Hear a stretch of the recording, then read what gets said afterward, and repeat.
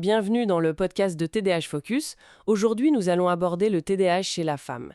C'est un sujet vraiment important parce que ce trouble déficitaire de l'attention, avec ou sans hyperactivité, il est souvent un peu caché, mal compris chez les femmes. Il peut se dissimuler derrière la fameuse charge mentale ou un perfectionnisme qui épuise complètement. Pour en parler, on s'appuie aujourd'hui sur un guide assez complet du site TDAH Focus, TDAH chez les femmes, symptômes et solutions. L'idée, c'est de comprendre un peu mieux les spécificités chez les femmes adultes, les défis qu'elles peuvent rencontrer et puis de voir comment mieux vivre avec. Alors, pour commencer, les symptômes. Ce qui est intéressant dans l'article, c'est que ça ne colle pas forcément à l'image qu'on a tous en tête. L'hyperactivité, par exemple, elle est moins visible, moins au premier plan. On va plutôt trouver de l'inattention, une certaine désorganisation, mais interne, et une fatigue cognitive qui arrive vite. L'article pointe aussi le multitâche, souvent attendu des femmes, mais qui devient un vrai poids. Oui, tout à fait.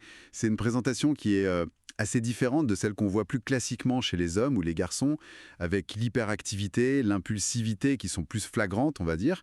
Chez beaucoup de femmes, en fait, le trouble est comme camouflé. Elles mettent en place des stratégies de masquage ou de suradaptation. Elles dépensent une énergie folle pour compenser leurs difficultés et essayer de coller aux attentes de la société. Ah oui, cette compensation, ça doit avoir un coût énorme, j'imagine. Pas juste en énergie, mais Exactement. Ça se traduit souvent par une anxiété de fond, une fatigue interne très présente, même si de l'extérieur ça ne se voit pas forcément. Et puis, ce sentiment de ne jamais être à la hauteur, de devoir toujours en faire plus. C'est très lourd psychologiquement et ça retarde le diagnostic, bien sûr. Les chiffres d'ailleurs sont assez parlants. On estime la prévalence vers 3-4% chez les femmes adultes, mais c'est sûrement sous-estimé. Et une étude qui est citée, Hinshaw et Scheffler, indique que presque la moitié sont diagnostiquées seulement à l'âge adulte. la moitié. Et avant ça, quel parcours? L'article parle de confusion avec le burn-out, la dépression, l'anxiété. On imagine la culpabilité. Pourquoi j'y arrive pas? Surtout avec cette pression sociale de la femme super organisée, toujours dispo. C'est ça. D'où l'importance du diagnostic, même s'il arrive tard. C'est souvent un soulagement immense. Comprendre que ce n'est pas un manque de volonté, mais un fonctionnement neurologique différent, ça change tout. Ça lève la culpabilité. C'est la porte d'entrée vers des solutions adaptées. Et justement, les défis au quotidien, ils ressemblent à quoi, Shema? L'article donne des exemples concrets. Les oublis, le plat dans le four, où sont mes clés, ou les retards, même en ayant tout planifié. Ce décalage constant entre les fausses qu'on met et les résultats, ça doit être terrible pour l'estime de soi. Absolument. Et ça touche aussi les relations. Dans le couple, par exemple, l'autocritique peut être très forte. La femme peut s'épuiser à vouloir tout contrôler, à surcompenser.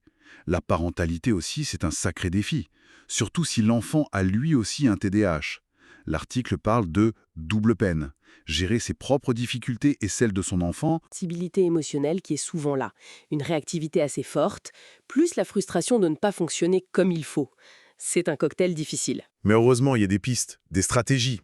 L'article en liste pas mal. Oui, des choses comme simplifier les routines, utiliser des aides visuelles, les tableaux, des listes, apprendre à déléguer aussi, c'est important. Et puis, il y a des outils d'organisation spécifiques. Un point aussi très intéressant, c'est l'influence des hormones.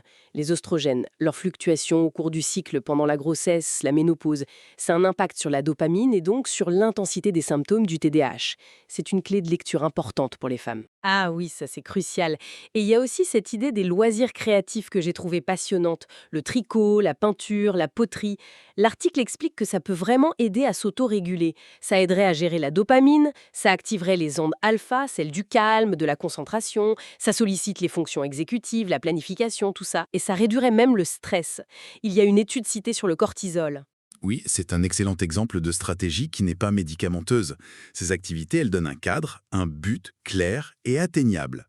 Ça aide à canaliser le mental, qui peut partir dans tous les sens avec le TDAH, et surtout ça redonne confiance en soi, la satisfaction de créer quelque chose de ses mains. C'est un ancrage très positif. Donc, si on exhume un peu le TDAH chez la femme, c'est complexe, souvent caché par ce fameux masquage. C'est plutôt l'inattention, la désorganisation interne, la fatigue, un vécu émotionnel intense qui domine. Et le diagnostic, même tardif, est vraiment libérateur. Exactement.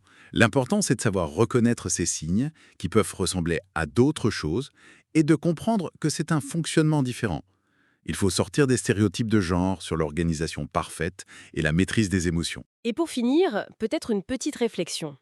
Et si on changeait notre regard? Si, au-delà des difficultés qui sont bien réelles, on apprenait aussi à voir et même à valoriser les forces qui vont souvent avec. Je pense à la créativité, à l'intuition, à l'empathie qui peut être très forte avec l'hypersensibilité. Comment ça pourrait changer la donne pour l'accompagnement et l'épanouissement des femmes TDAH? N'hésitez pas à vous abonner à la chaîne et à visiter notre site www.tdhfocus.com où vous avez plein d'articles validés, des guides gratuits, des autotests en ligne et une super équipe qui vous répond.